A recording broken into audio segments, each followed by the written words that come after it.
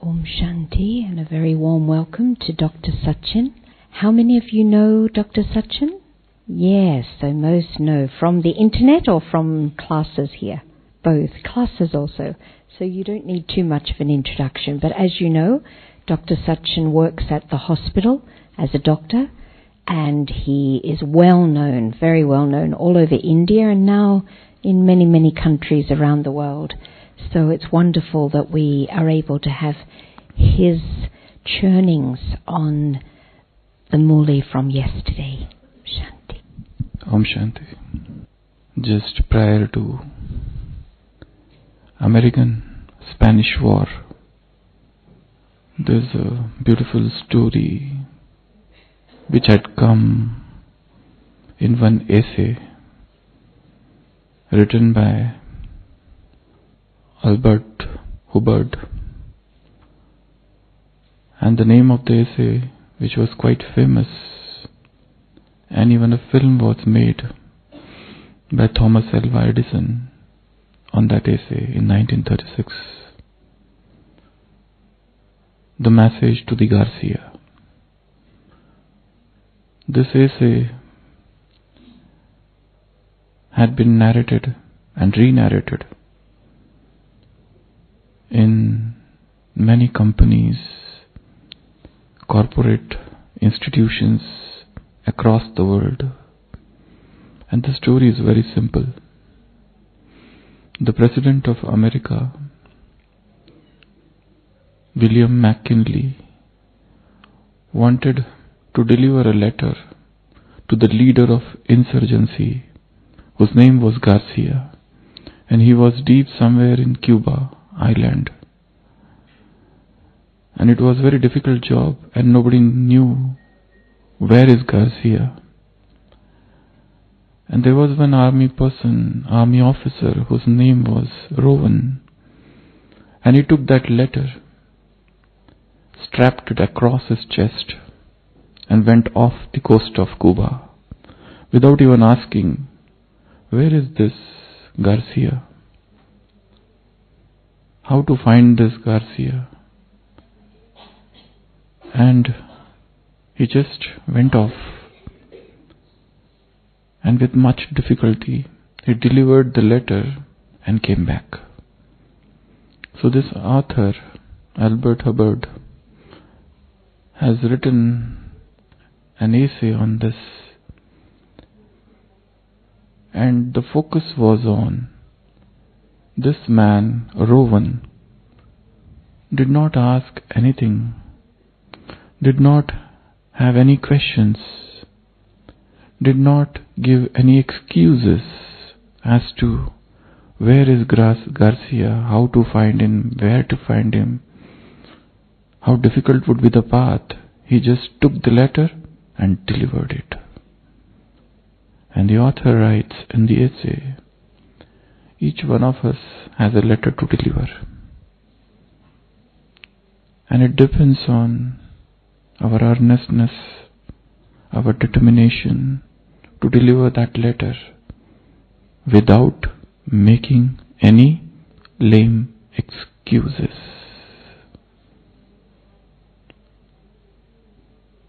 So yesterday we heard Bab Dada, and the entire focus was on one word. What was that word? What was that word? Reason. Baba said to change this word reason and inculcate another word, solution.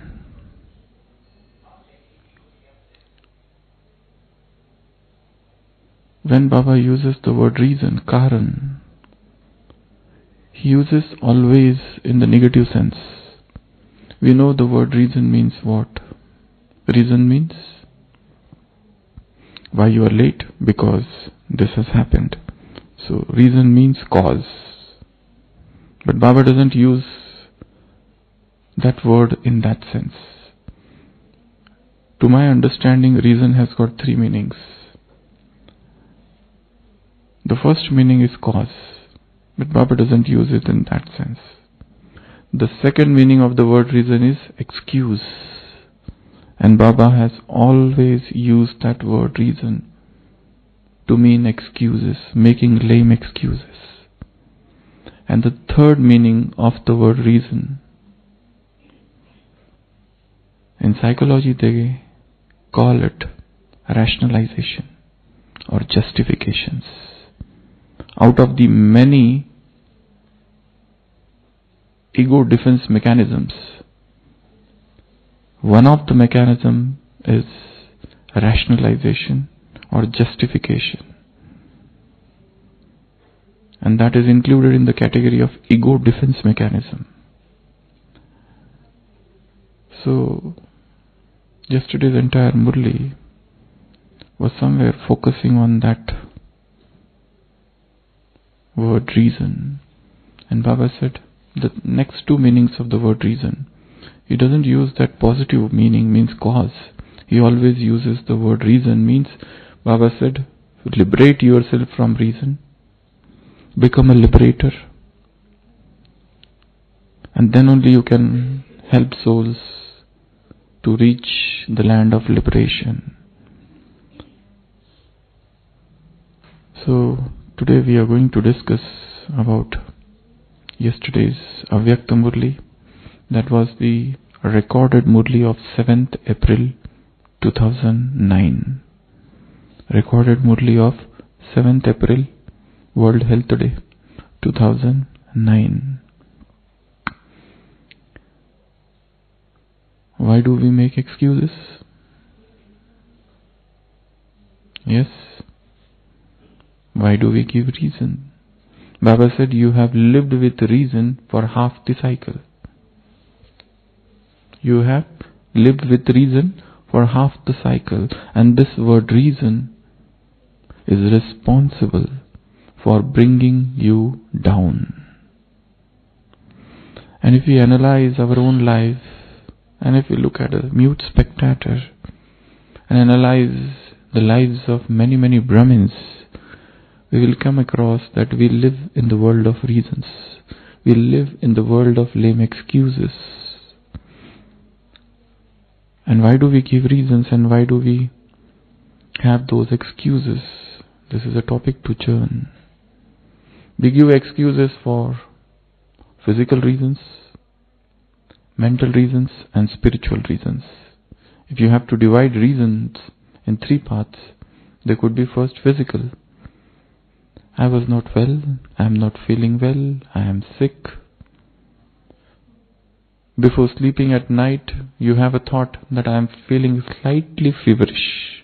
And Baba also knows that I am feeling feverish, so for me, tomorrow's Amrit Vela, I will take bunk. It's off for me, because I am not feeling well. So that's a thought we generate at the time of sleeping at night. And the next day, if somebody asks you, where were you? I didn't see you at Amrit Vela. So you can say, I was not feeling well, because we have that pre-planned, premeditated answer with us. So rationalization works as a ego defense mechanism. There are so many ego defense mechanisms. Daughter of Sigmund Freud, she had made a list of ego defense mechanism: rationalization, projection, suppression, many are there. And why do we give excuse? Somewhere we want to protect our honor. Somewhere we want to hide something. Somewhere we want to modify the truth, exaggerate the truth, or suppress the truth. We tamper with truth. It's a very deep thing to analyze oneself, to see within, to look within, to do the soul searching, and to find out what are the reasons which are there in my life. And as I said, the first category of reasoning or reason is physical. The second category is mental excuses. Like, I can't remember, my intellect is dull, I have become old. In the physical, that also will come. Age. Recently I was reading in one article, there was a man, 98-year-old. He was illiterate, unlettered, and at the age of 98 he decided to learn. And he started his learning at the age of 98. In 1 year, he learned language. And then at the age of 99, he started writing his autobiography. And in 1 year, he finished his autobiography. And at the age of 100, he died. After finishing. Age, the reason, the excuse for not doing intense efforts. Age is not the barrier. And the greatest example we have in front of us is our Dadiji, who is a standing challenge to medical fraternity, who defies all the scientific principles and philosophies. She stands all alone. And as young as a 20-year-old person. So age can never be the excuse for anything in this Brahmin life. So the first is physical and second is mental excuses. I am mentally tired. I am bored. I can't remember. My intellect is heavy. I am weak. Actually, there is no such thing as strong memory or weak memory. There is always trained memory and untrained memory. We can train our mind to any extent. It's not about age. It's not about all the barriers, all the bondages we have are rather somewhere in our psyche. Most of them are psychological. So, the second excuses would be all the mental excuses. And the third excuses, this is quite interesting and important, spiritual excuses. What are they? Probably drama doesn't want that I should do intense efforts. Drama is the most common misused word in this Brahmin family. Most misused word. Everybody loves to exploit that word. That it's in the drama. That how it works. And another word is about fate. It's in my fortune, it's in my destiny. What should I do? And spiritual excuses are many. Right from inability to wake up at a fixed time consistently and doing a powerful Amrit Vela, to digital excuses. There are many digital excuses we have. Food, diet, so many excuses. So, Baba said, think, what are the excuses which are in my life? Because of this, that happened. Because of that, this happened. Giving excuses, giving reasons. It's not the sign of a true yogi soul. It's a sign of a weak soul. Just as I mentioned in that letter to Garcia, in that message to Garcia, he did not ask anything. He just took the letter, strapped it across his chest and just went off that coast of Cuba and somehow found out that Garcia and delivered the letter and came back. And as I said, each one has got a letter to deliver to Garcia. And we should do it without giving any excuses. But as Baba said, two things about excuses. As I mentioned, excuses are there with you for half the cycle and they make you fall. When we realize the intensity and depth of these two words, sentences, gradually we make efforts to get rid of these excuses or these reasons and convert these reasons into another word, which is that solution. Solution is a very positive word. Baba wants us to become embodiment of solution rather than an embodiment of reasons, excuses. So, this was the most important thing about yesterday's Murli. Now let's start the Murli right from the beginning. We will divide this Murli in 12 parts, or rather, I will say 12 experiments, which we will be doing over the next 15 days.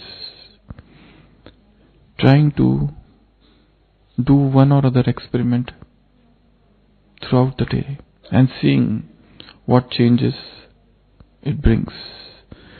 Everyone had a very wonderful meeting with Bab Dada yesterday, and the original Murli is very big, 8 pages, and out of that only half was there yesterday, which was played out. So the first experiment is double masters. The first experience is about becoming double masters. How come we are double masters? First, master of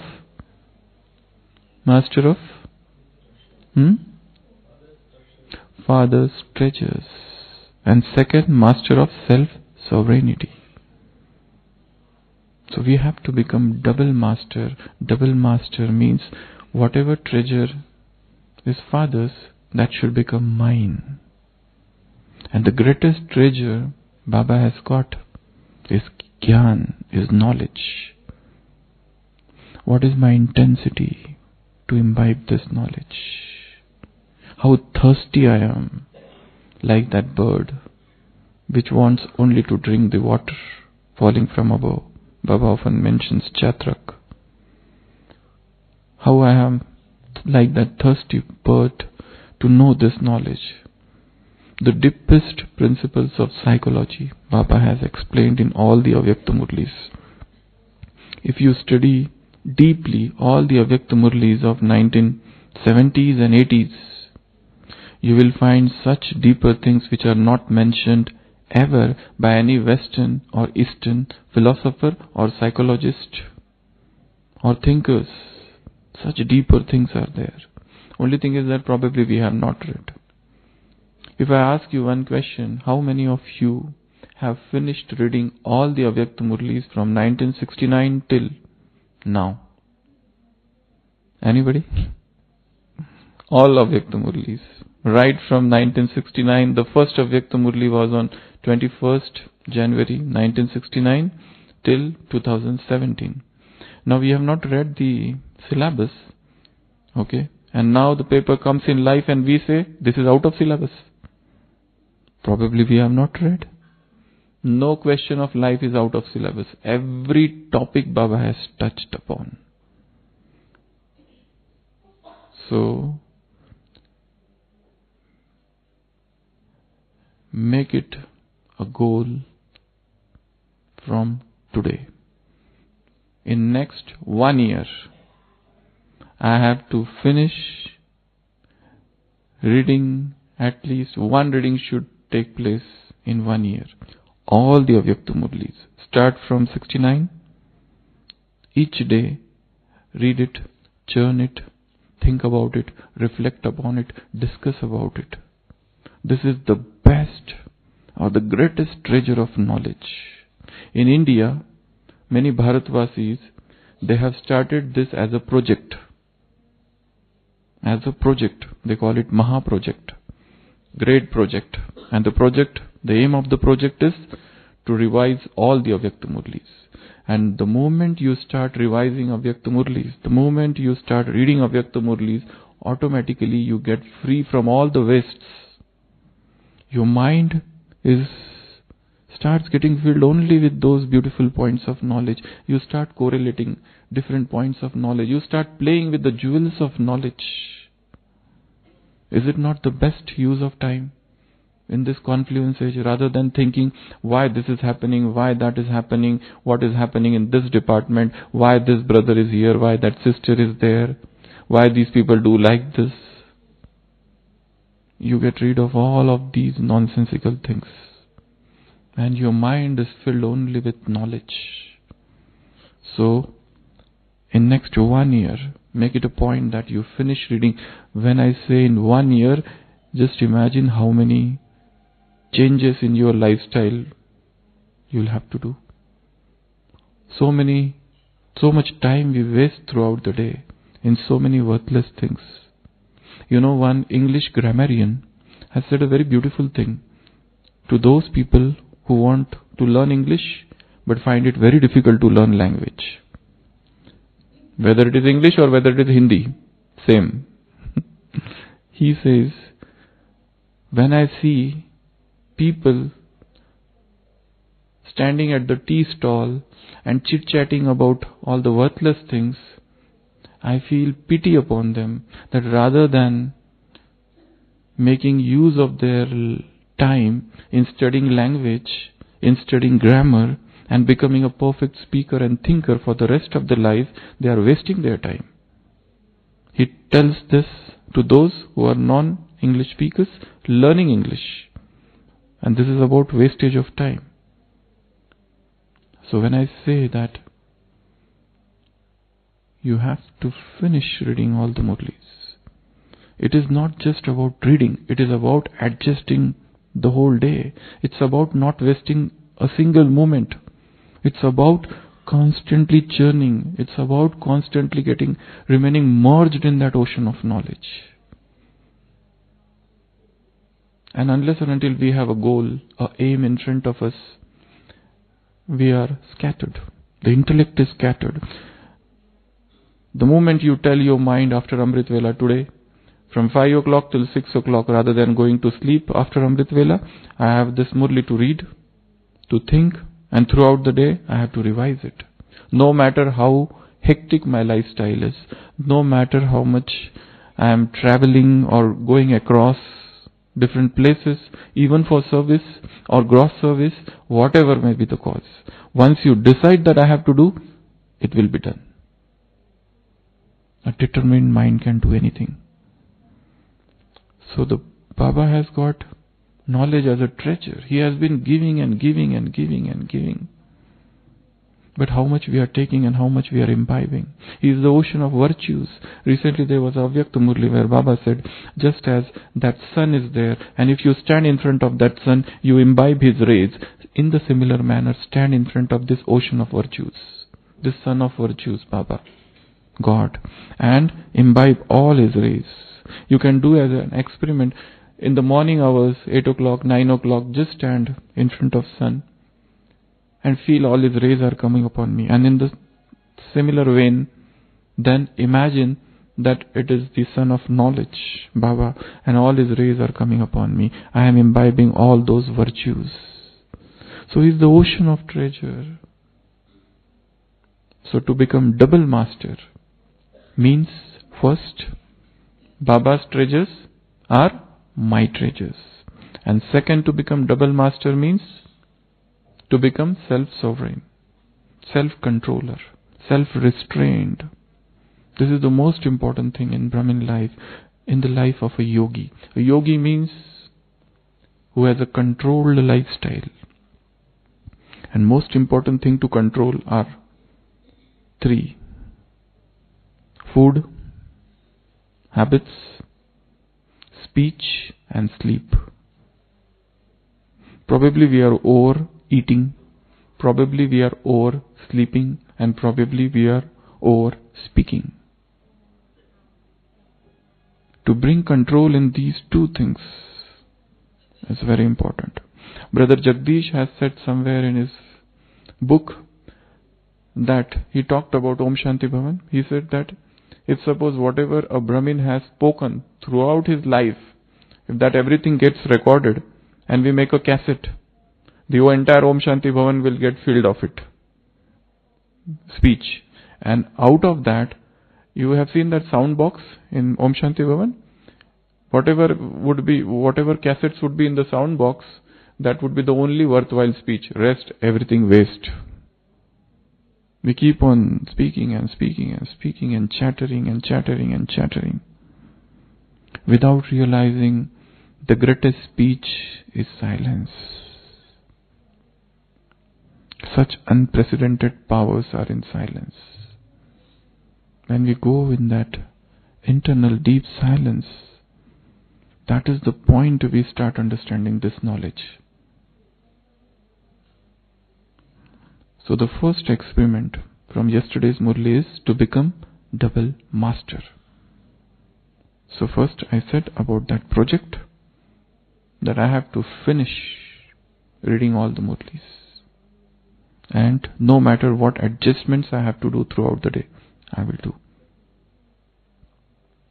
Recently one brother had shared very good experience. He said that Dadi had gone to Bhopal and a few brothers from Pandabhavan also had gone.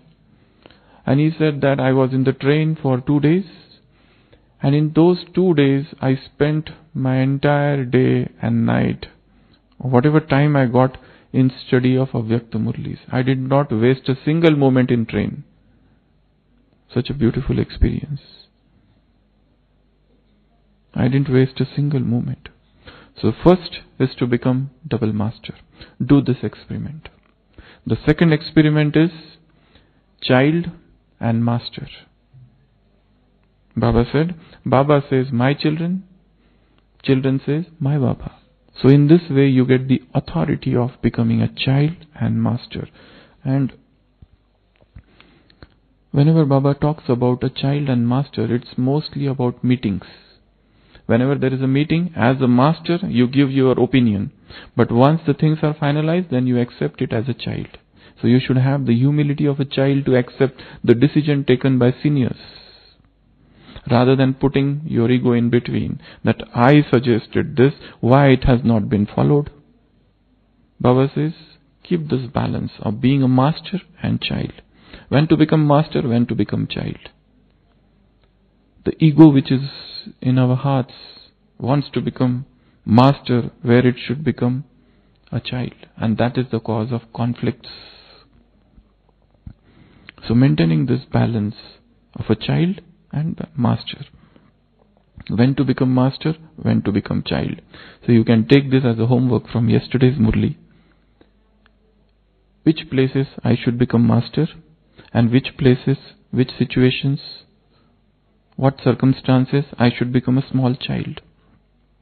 A child who would surrender everything to Baba. A master who is so powerful, unfazed, immovable, unshakable in the face of most adverse situations. So, this is the second experiment which every one of us have to do from yesterday's Murli. The third experiment from yesterday's Murli, very, very powerful statement. Baba said, this is the second paragraph which is starting. Baba said, Baba is checking your efforts, and you yourself check your effort. And there was a question in inverted comma, what is my effort? Today morning we were discussing this Murli in our small group, and we suggested, or people were saying, mirror, you have a mirror, write it there on the mirror. What is my effort? What I am doing? So that this statement you keep on revising every day. This statement we keep on seeing every day. What is my effort? What is my purusharth? What I am doing?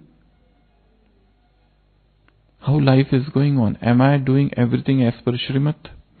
How intense my effort is? What was my experience yesterday and what is my experience today? How was my Amrit Vela yesterday? Was it sleepy? Was it ordinary? Was it full of waste thoughts? And how it was today? Let me compare. Every today should find us ahead of yesterday. And every tomorrow should find us ahead of today. It should not happen that we are going backtrack. Every day should make us go ahead and ahead and ahead and ahead and ahead. You know the definition of spirituality? One of the Jewish saint was asked, please tell us what is spirituality? And he said, spirituality means ahead, and ahead, and ahead, and ahead, and ahead. Don't stop anywhere. To think that I got few experiences, I had a very powerful Amrit Vela, I had a very good churning of this knowledge, or I had some divine vision, light here and light there. And we see that many people stop there only, thinking that yes, we have done enough of the Purusharth, enough of the effort. Nothing is effort, nothing is enough in efforts. Keep on doing, keep on doing, keep on doing, keep on doing, more and more and more and more and more. That is the definition of spirituality. Whatever experiences we had, these are just milestones, not the destination. So, the third experiment from yesterday's Murli is, what is my effort? Self-questioning, self-analysis, self-accounting, self-churning. What I am doing at present. For example, you have come from across the world to this place. What I am doing from last 5 days. What I am doing from last 1 week. What I am doing from last few weeks. Ask yourself. A beautiful statement Baba made. What is my effort? So that is the third experiment.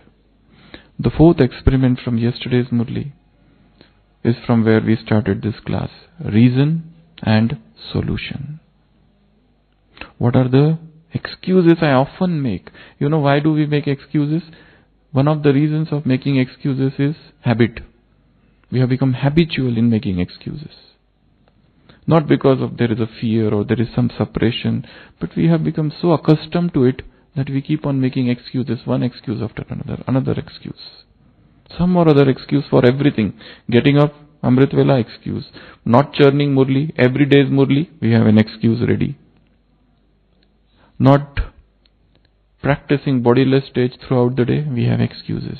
Not doing evening yoga regularly, we have excuses. I am not talking here, I am talking when you are at your place. When you are at your place, that time. Excuses for everything. Excuse for chat, excuse for the way we go off to sleep. Digital excuses, so many we have. Recently one doctor had come here from Kuwait. 3 days she stayed. She was a very senior doctor. And she stayed here for 3-4 days. She came for the first time and she shared a beautiful experience in morning class. She said, every day my screen time was just 5 minutes. Whilst when I was in my place, screen time means looking at the mobile, operating, sending messages or doing something. In Madhuban it was just 5 minutes a day. And you will not believe, she said, my stage has become so high. Otherwise we keep on giving so many excuses. We are glued to this digital world. Little detachment is needed to go within. Disconnect to reconnect. So the fourth experiment is stop giving reasons. For example, there was an army sergeant, army in charge, and after a weekend of vacations, all the soldiers were called back and everybody had come late, almost 2 to 3 hours late, and he was so angry why these people are late. And he decided, let me summon every one of them, and asked why everyone is late. So the first soldier comes and he asks him, why are you late? He says, I missed the bus, and because of which I tried to hitchhike to take the lift, but nobody gave me lift, and ultimately one old man with his buggy, with his he came and he offered me a seat, and because of that the horses were slow, I was late. So the officer said, okay, quite reasonable. Next person, why are you late? He says, I got late because I missed the bus and I could not get any lift, And then there was an old woman who came with her that buggy, that vehicle. And then I sat in there, and because the horses were slow, I was late. So all the 24 soldiers gave the same reason why I was late. And the 25th came and he said, okay, so you also missed the bus. He said, yes. So you also could not get the lift. He said, yes. So you also ultimately took a buggy of that horses. He says, no, I took Mercedes.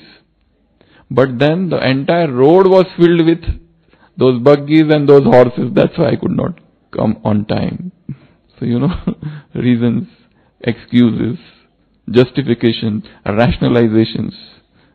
We keep on inventing new reasons every time. And we keep those reasons prepared in our mind.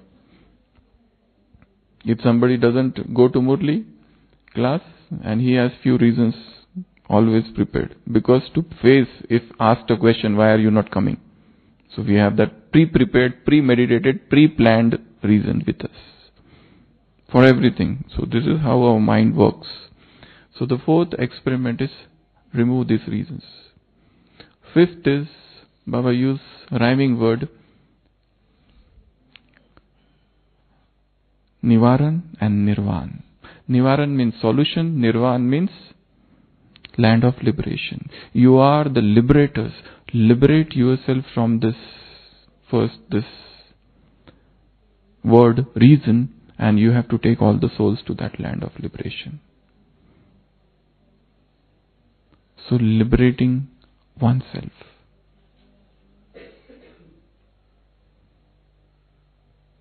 Not just reason, but imagine or think, what are the bondages I am in at this moment? What are the subtle emotional bondages? Emotional attachments which are not allowing me to fly above. What are those bondages? And I want to liberate myself. So this is the experiment. Nivaran and Nirvan. Be a solution-oriented person rather than a question-oriented person. Solution. What is the solution for this? What I can do to come to a proper solution for this? This is what is needed. So that is the next. And the sixth experiment from yesterday's Murli is, Baba has given 2 homeworks. Baba gave 2 homeworks. The first homework is this only, that become a liberator and liberate souls and send them to the land of liberation. That is the first homework. And second, become an image of experience and give experiences to others. Now this is a very subtle point. The second mostly, how to become an image of experience. Because this is knowledge. This knowledge is not about learning by rote and delivering lectures. It's about going in depth, experiencing it yourself, and then telling that experience or giving that experience to others. That is the homework from this Murli. Liberating oneself and taking souls to the land of liberation, one. And second, homework from yesterday's Murli, becoming an image of experience. And 2 things are absolutely necessary for experience: silence and solitude. Without these 2 things, one cannot have any deep experience of spirituality. All the spiritualists, all those souls who have trodden this path of spirituality, have taken help of these 2 things. The deeper our silence, the deeper would be the experience. The deeper our silence, the more we are in touch with Baba. Because He is the ocean of silence. How can you know Him without becoming silent? That internal chatter. Declutter the mind. Make it calm. Make it free from worries, tensions, stresses, and allowing it, and let it surrender unto the highest. And then the experience starts. The river of experience starts flowing. So the homework is to become an embodiment of experience. Try to experience each and every word of Murli. Try to experience the silence whilst you are in Gyan Sarovar here. Look at the nature, how beautiful. What silence is here. Let the soul fly above this body. Experience that bodiless stage for an extended period of time. Long period. And see what happens. So, this is the homework. Then the 7th experiment from yesterday's Murli is call of time and call of devotees. Do you listen to the call of devotees and call of time? Baba asked the question.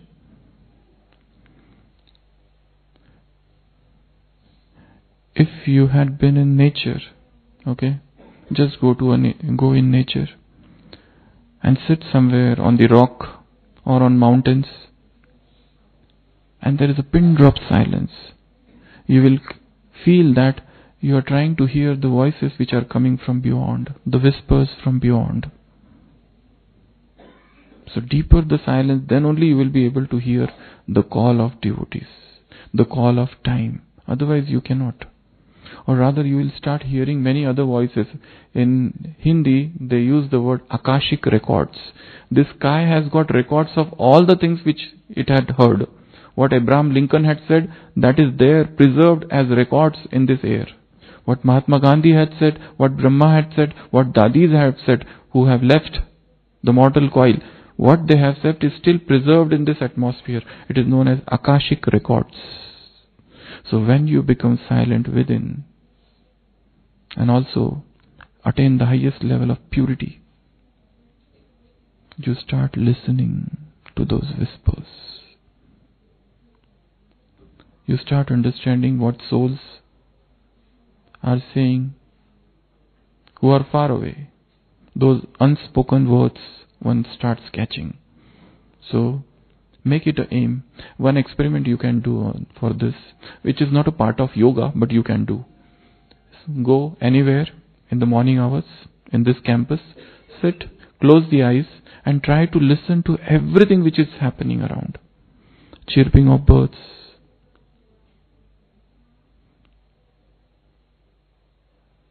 the voices of tree, leaves, some vehicle, anything.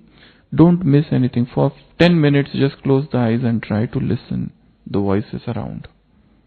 Voices of nature. Or some soft music. Don't miss anything. Just try to focus on everything, and that calms the mind, one. And second, it's not a part of yoga, but then it helps us increase our auditory mechanism. Baba says you should listen. Can't you listen what the devotees are calling? They are calling out to you. They are suffering, they are in pain, they are in agony, there is so much misery. Don't you hear the cries of those devotees? Don't you hear the cry, the voice of time? That's even subtler, abstract. So make it an aim, an experiment, that I have to listen to these voices of far off souls. Sitting here, one American interviewer went to once yogi who was sitting in Himalaya and doing tapasya. He said, Swami, you are so elevated, please come to America and help the souls there. He says, I need not to go anywhere. I am sitting here and sending out my vibrations everywhere. He said that. It had come. It was on record. That such a big interview is there. He said, I need not to go anywhere. I am serving those souls with my thoughts, with my vibrations. So listening. So this is an experiment. So this is 7th experiment. 8th experiment is, Baba said, silence and science. What science can do? You all have heard the Murli yesterday. What did Baba say? What did science do? Facilities of science changes the weather. If there is a hot, it was a Murli from in the month of April, so it was a hot. Baba say, when it is a hot, science can make it cold. So cannot you do the same with the power of silence? Here is the importance of silence, Baba said. Science can do so many miracles. What miracle silence will do? But have I really gone in that deep silence to bring about those miracles.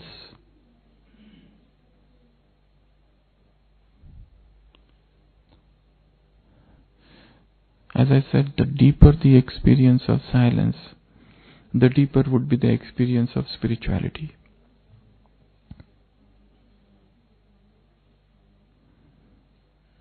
And when I say silence, it doesn't mean just the silence of the mind, which Baba often says.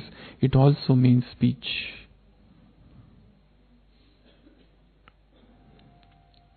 And if we spend even one day staying silent, we will find immense power within.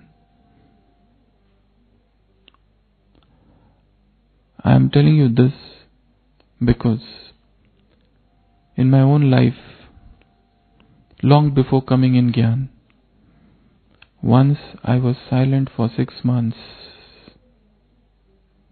without uttering a single word. Without uttering a single word. Just silent. And that was not I decided, but it came upon me from somewhere. And that was the period of transformation in life. Otherwise I was going towards materialism, towards the world, but that silence made me turn towards spirituality and search of God, and ultimately reaching this place. So silence is a very deep power. Unless and until it is very necessary, retract in that cocoon of silence, go within and get insulated and see what happens. So, silence and science. So experiment on silence. So this is the 9th experiment from yesterday's Murli.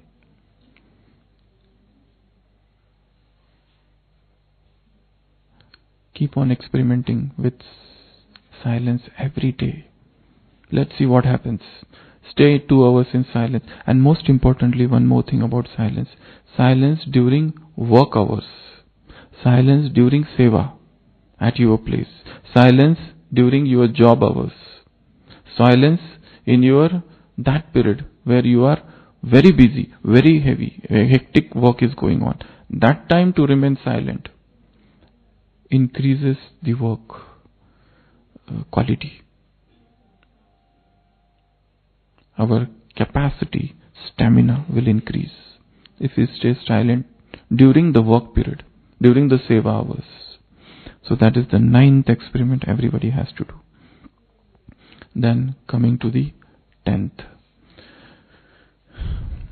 Baba said, what is the cause of reasons? Why do we give reasons? So Baba said, there are 2 causes. The first cause is lack of unlimited disinterest. Lack of unlimited disinterest. You lack this unlimited disinterest. And even the cause of lack of disinterest is the next point. But unless and until you have that disinterest, and that is should for all the time, you cannot really get rid of these reasons, this making excuses. Actually, the word disinterest cannot be the substitute for vairag.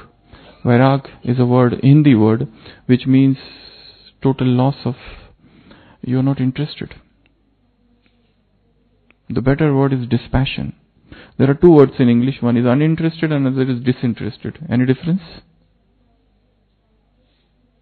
Student is uninterested in study, he is not interested. And second, disinterest means judge is disinterested in the case, impartial.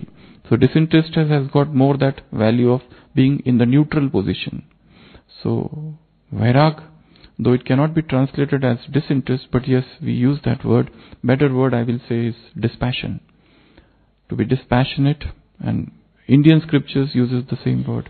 Or some people prefer, keep the word vairag only. So Baba said you should have unlimited disinterest, Vairag, for this world, for everything. And the greatest disinterest you should have for is body consciousness. So try the subtle forms of body consciousness that come unto you. Subtle ways the body consciousness comes. So this is the 10th experiment, is unlimited disinterest. Where I am attached too much, find out those places. Which is that relationship with brother or sister where I am too much attached, where there is too much involvement, where there is too much communication, where somebody misses somebody, where there is no need of missing anybody here. Baba said very categorically, in this yajna, in this sacrificial fire, we should have only one relationship. All are brothers or all are brother and sister. That's it. To create new relationships, romantic relationships, some other relationships, other than seva, is a cause of fall, is a trap. So keep the relationships very pure, detached. That is an experiment of unlimited disinterest. The next is cause of lack of unlimited disinterest. Baba said two things, body consciousness and old sanskars. So what are the forms of body consciousness and what are the old sanskars? Baba said even if the sanskar is in trace, it will become progeny. So make a list or do analysis and find out at least 2-3 sanskars, 2-3 habits, 2-3 addictions which are against Srimad and they are not going. And what I should do? Try to know more about it, discuss with people, surrender unto Baba, get his touching, know what he wants. Take solution from him, but come to this solution-oriented life philosophy, rather than dragging on to that same addiction which is not going.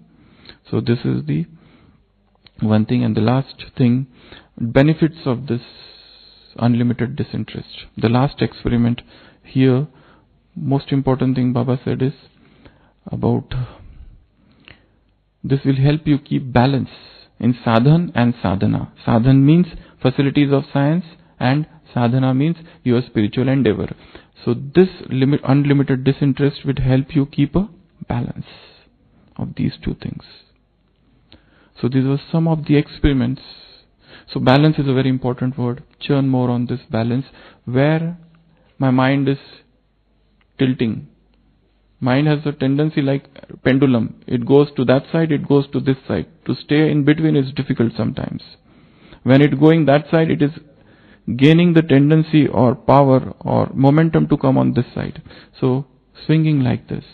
So these are some of the experiments. There were a few more things Baba said, talking with double foreigners, and Baba said he is the greatest of the foreigners, and many other things which you can read. But I would say that these were some experiments which you have to do from this Murli. Then only this Murli will become practical. Otherwise it remains only in the records, only in the books or only in the diaries. It should become a practical experience. Okay, so we will have a powerful yoga now. So please, everyone, whatever you heard and whatever experiments one has to do, make a mental note of that, and once you go from here and